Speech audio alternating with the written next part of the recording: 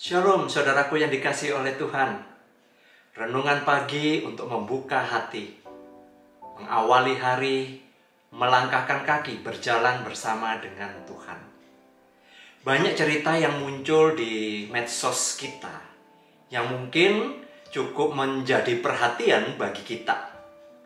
Mulai dari munculnya varian baru dari virus corona, gelombang tsunami penyebaran corona di beberapa negara, soal mudik atau soal akun yang diretas oleh orang lain sehingga banyak postingan yang memberi informasi bahwa itu bukan yang bersangkutan. Sementara itu kita juga menerima berita lainnya. Kita bisa dikagetkan oleh berita kematian dari orang-orang yang sangat kita kenal. Mereka meninggal akibat terpapar COVID. Saudaraku, itulah berita-berita yang setiap hari kita terima. Munculnya berita-berita negatif, kekerasan dan kejahatan memang tidak terhindarkan, apalagi itu dari medsos atau grup-grup WA kita. Tahukah saudara bahwa pikiran yang selalu dipenuhi dengan hal-hal negatif, berita-berita buruk, akan membuat kita menjadi takut dan khawatir, menjadikan kehidupan kita dipenuhi dengan rasa was-was dan membuat kita menjadi tidak nyaman. Beberapa orang yang ngobrol dengan saya banyak mengatakan, "Sampai kapan situasi ini ya Pak?" Tentu saja kita semua berharap agar pandemi ini dapat berlalu meskipun keadaan atau situasi ke depannya akan banyak berubah. Saudaraku yang disayang oleh Tuhan, pagi ini saya mengajak kita untuk bersama-sama belajar, yaitu memiliki pikiran yang baik dan benar, serta belajar untuk menerapkannya di dalam kehidupan kita.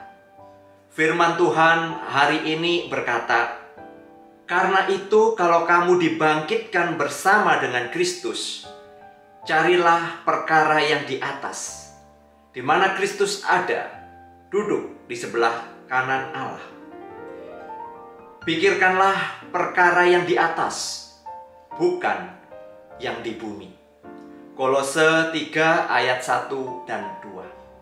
Dalam bagian surat ini kita melihat bagaimana Rasul Paulus mengajak jemaat di Kolose untuk hidup di dalam Kristus, yaitu berakar, bertumbuh, dan menghasilkan buah-buah roh kebenaran.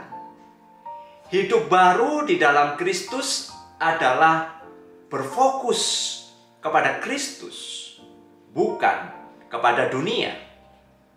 Kristus yang bangkit itu meninggalkan kuburnya. Yesus yang bangkit itu tidak bersembunyi, melainkan ia hadir menjumpai para muridnya. Yesus selama 40 hari menghabiskan waktunya bersama dengan para muridnya, melayani dan meneguhkan iman percaya mereka. Yesus yang bangkit dan telah naik ke surga itu memberikan kuasa Roh Kudus, sehingga para murid dapat mengerjakan apa yang Tuhan perintahkan. Untuk itulah, kita sebagai orang-orang percaya harus mengarahkan hati dan pikiran kita kepada Kristus yang hidup itu. Mengarahkan pikiran kita kepada Kristus dan firman-Nya, sehingga pikiran kita akan dipenuhi dengan kebenaran dari Allah. Kita harus berani keluar dari cara berpikir lama kita. Cara berpikir keduniawian yang semakin membawa kita jauh dari relasi kita dengan Tuhan. Kehidupan yang terbaik dari orang-orang percaya adalah bukan berasal dari diri kita sendiri. Bukan juga berasal dari dunia di mana sekarang kita berada. Kehidupan Kristen sejati hanya di dalam Kristus, di mana pikiran dan hati kita tertuju kepada Dia yang di sorga. Kata pikirkanlah menunjukkan sebuah hasrat, sebuah kerinduan, niat, rasa haus dan lapar akan kebenaran, serta dorongan untuk menghampiri hadirat Allah. Inilah alasan yang sangat mendasar bagi orang percaya untuk hidup bagi Tuhan, memuliakan Tuhan, dan menikmati segala anugerahnya. Saudaraku yang disayang Tuhan, kita harus belajar dalam segala hal. Kita harus menundukkan diri kita kepada Kristus. Kebangkitan Kristus menjadikan kita yang percaya ikut dibangkitkan. Sungguh merupakan berkat istimewa bahwa kita telah bangkit bersama dengan Kristus, yaitu mendapat manfaat dari kebangkitan Kristus. Kita dipersatukan dengan Kristus dan memiliki persekutuan dengannya. Berkat lainnya, di dalam Kristus kita dibenarkan dan dikuduskan dan akan dimuliakan.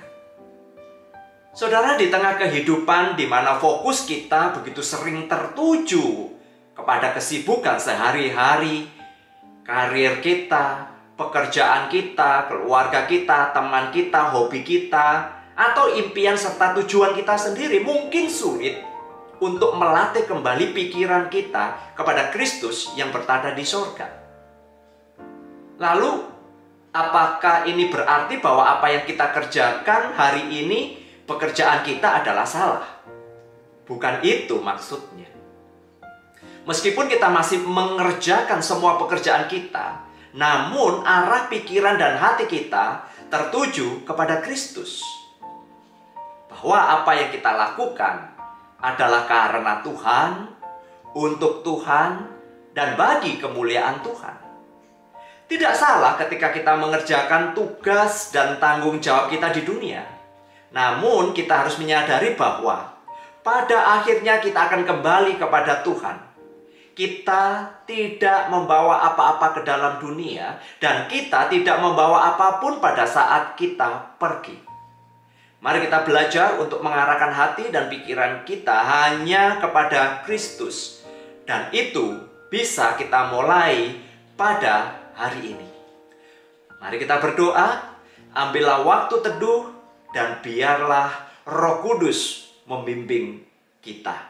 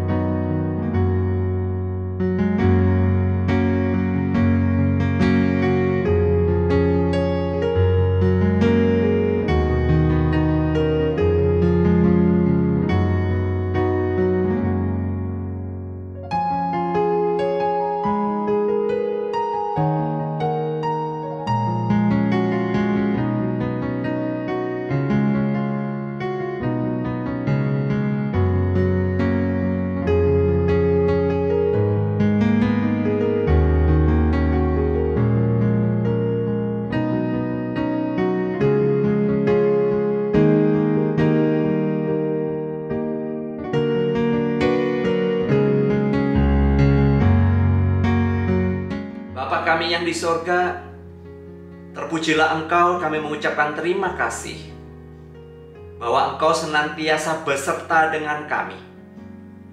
Biarlah kami dituntun oleh Roh Kudus-Mu untuk senantiasa mengarahkan hati dan pikiran kami hanya tertuju kepadamu.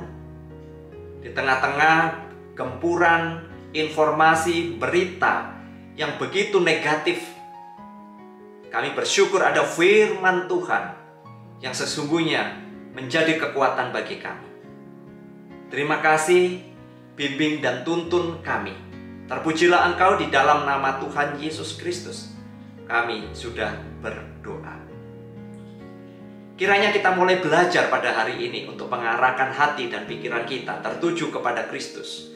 Berkat dari Allah Bapa, penyertaan Tuhan Yesus dan Roh Kudus membimbing kita, melindungi kita hari ini sampai selama-lamanya. Amin.